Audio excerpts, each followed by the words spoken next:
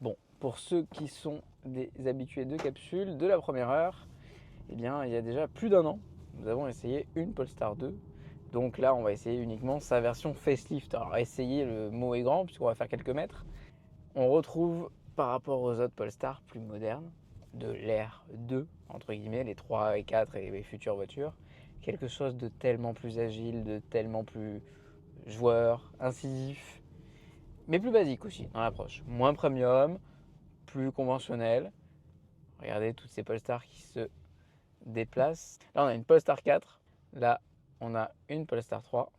Et encore une Polestar 4. Notre petite Polestar 2 à côté fait presque ancien design et surtout a beaucoup moins de différence avec la gamme Volvo dont elle s'est émancipée. À bord, on a un véhicule qui est un peu plus austère que les autres, beaucoup plus simple, toujours en matériaux recyclés en revanche, mais la filiation avec Volvo est beaucoup plus évidente.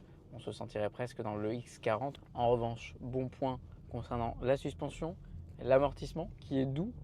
On a une insonorisation qui est correcte et on retrouve un design, ma foi, qui pourra pas plaire à tout le monde, mais qui est franchement original.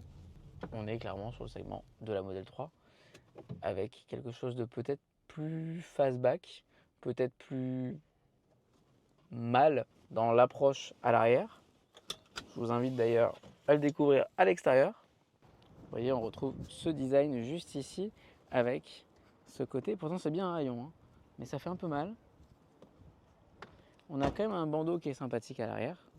Dites-moi ce que vous pensez de cette Polestar 2 qui a initié réellement, puisque c'est plutôt elle qui a initié la marque en France, et notamment la marque tout court, après être un préparateur sportif pour Volvo.